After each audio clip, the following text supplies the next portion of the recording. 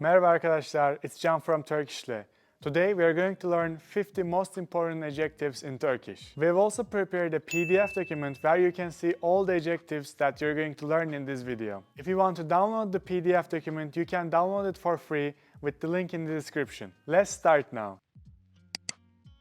Good. İyi, iyi. Bad. Kötü, kötü. Big. Büyük, büyük. Small. Küçük, küçük. Easy. Kolay, kolay. Difficult. Zor, zor. Beautiful. Güzel, güzel. Cute. Tatlı, tatlı. Clean. Temiz, temiz. Dirty.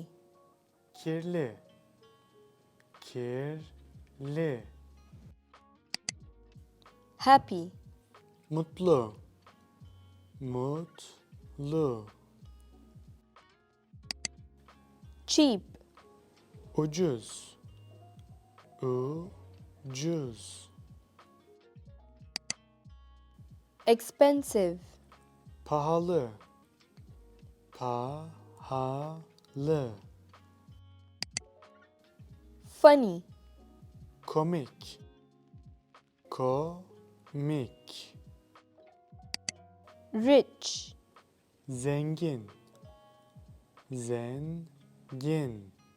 I hope you're enjoying this video. If you want to learn more about Turkish words and how to make sentences in Turkish, we have online Turkish master courses that you can find on 𝗃𝗀𝗏𝗏𝗏. We have grammar videos, grammar exercises, listening exercises, reading paragraphs, and everything you need to learn Turkish. You can find the links to the courses in the description below. Angry. Sinirli, sinirli. Calm. Sakin, sakin. Lucky. Şanslı, şanslı. Slow. Yavaş, yavaş. Fast. Hızlı, hızlı. Same. Aynı, aynı. Long. Uzun, uzun. Short. Kısa, kısa. Hot. Sıcak, sıcak. Cold. Soğuk, soğuk. Far. Uzak, uzak. Close. Yakın, yakın. Lonely. Yalnız, yalnız. Tired. Yorgun, yorgun. Light. Hafif, hafif. Heavy. Ağır, ağır. Hard. Sert, sert. Soft. Yumuşak, Yumuşak. Rainy. Yağmurlu. Yağmurlu. Sunny. Güneşli. Güneşli. Windy. Rüzgarlı. Rüzgarlı. Late. Geç. Geç. Early. Erken. Erken. Important. Önemli. Önemli. Special. Özel. Özel. High. Yüksek.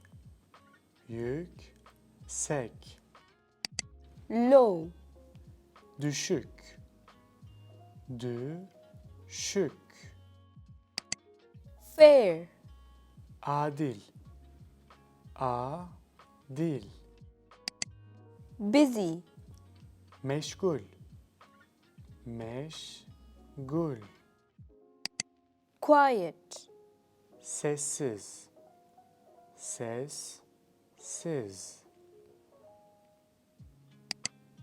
Noisy. Gürültülü. Gürültülü. Hungry. Aç. Aç. Healthy. Sağlıklı. Sağlıklı. Unhealthy. Sağlıksız. Sağlıksız. Fresh. Taze. Taze.